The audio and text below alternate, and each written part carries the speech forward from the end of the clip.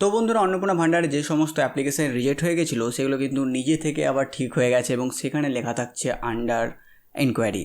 এবার এটা application submit এবং পেমেন্ট ফেলিয়ারের পরে যখন রিজেক্ট এসেছিলো তারপরে এখন এই অপশানটা আসছে। তো এটার পেছনের কারণ কি এবং যাদের রিজেক্ট হয়েছিল তাদের কি সত্যিই ঠিক হয়েছে কিনা এবং তাদেরকে কিছু করতে হবে নাকি অপেক্ষা করতে হবে, সেই সব কিছু আজকের ভিডিওতে কথা হবে। তো প্রথমত কথা বলে নিই, এই অন্নপূর্ণা যোজনা যে অনলাইন ফর্ম ফিল আপ শুরু হয়েছিল, অ্যাপ্লিকেশান শুরু হয়েছিল, সেখানে বহু মানুষ অ্যাপ্লিকেশান করেছিল এবং তারপরে সব সাবমিটেড হয়ে যায়। এবং সর্বপ্রথম কী হয়েছিল, শুধু সাবমিটেডের পরে একটা প্রথম পাতার একটা অ্যাকনলেজমেন্ট নাম্বার দিয়ে একটা প্রিন্ট আউট আসছিল।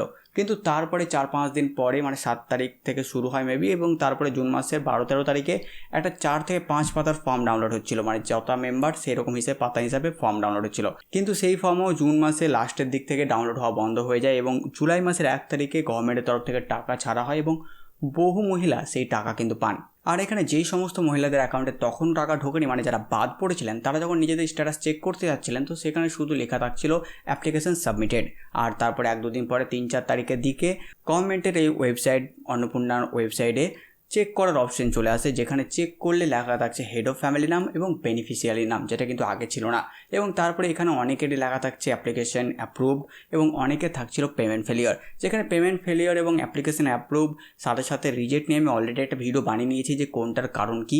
কিন্তু এখানে আজকের ভিডিওতে কথা বলতে চলেছি অনলি রিজেক্টের ক্ষেত্রে, কি যাদের রিজেক্ট দেখাচ্ছিল সেই মুহূর্তে এবং সবাই ভাবছিল যে তারা হয়তো বাদ পড়ে গেছে এবং তাদের রিজেক্টটা কিন্তু এখন বর্তমানে ইনকোয়ারির আন্ডারে চলে গেছে। এবার এই যে রিজেক্টের পরে ইনকোয়ারি আন্ডারে গেল, এটা কীভাবে গেল, এর পেছনে আসল কারণ কি? সত্যি কি গভর্নমেন্টের তরফ থেকে কোনো ভুল হয়েছিল নাকি এটা কোনো টেকনিক্যাল এরর ছিল? তো এখানে দুটো কারণ হতে পারে। প্রথমত এই সার্ভারে টেকনিক্যাল এরর, কারণ অনেক বেশি পরিমাণে যখন ট্রাফিক কোনো জায়গায় ঢুকে যায় তখন কিন্তু সার্ভার ক্র্যাশ করে যায়। তো সেই ক্ষেত্রে অন্নপূর্ণার এই ওয়েবসাইট ক্র্যাশ করে যায় এবং তার জন্য সবার ক্ষেত্রে কিন্তু এখানে এই দেখাচ্ছিল যে রিজেক্ট হয়ে গেছে। সবার মানে ম্যাক্সিমামের ক্ষেত্রে কিন্তু এটা দেখাচ্ছিল। এটা অনেকটা সেরকম ক্র্যাশ হয়ে যাওয়া ওয়েবসাইটের মতন, যেটা এসআইআরের সময় হয়েছিল, যে সবাইকে একবার ডিলিটেডে ফেলে দিয়েছিল এবং সাপ্লিমেন্টারিতে ফেলে দিয়েছিল। ঠিক তেমন জিনিসটা এখানে হয়েছে এবং তারপরে 1-2 দিনের মাথায় যখন ট্রাফিক নিয়ন্ত্রণে আসে, মানে সবাই চেক করে নিয়েছে আর কেউ চেক করছে, সবাই চেক করে নিয়েছে, অনেক ট্রাফিক কমে গেছে, ব্যান্ডউইথ ঠিকঠাক হয়ে গেছে, আর তখন কিন্তু এখন এটাকে দেখাচ্ছে ইনকোয়ারিতে। এটা যেই সার্ভার সেটার প্রবলেম ছিল, সেই ত্রুটি ঠিক হওয়ার পরে এটা হয়েছে, এটা একটা প্রথম কারণ হতে পারে। দ্বিতীয় কারণ, যাদেরকে রিজেক্ট করেছিল এবং রিজেক্টের এতগুলো রিজেক্ট দেখার পরে কিন্তু সাধারণ মানুষ অনেক বেশি ভড়কে যায় এবং তারা বিভিন্ন অফিসে গিয়ে কিন্তু প্রোটেস্ট শুরু করে দেয় এবং তার জন্য হতে পারে যে গভর্নমেন্ট এগুলোকে ইনকোয়ারি আন্ডারে ভরে দিয়েছে, এটা হলেও হতে পারে। কিন্তু যেটা সব থেকে বেশি কারণ আমার মনে হয় সেটা হচ্ছে সার্ভার ডাউনের জন্য, কারণ সার্ভার প্রবলেম ছিল এবং এই যে টেকনিক্যাল এরর তার জন্য এটা দেখাচ্ছিল।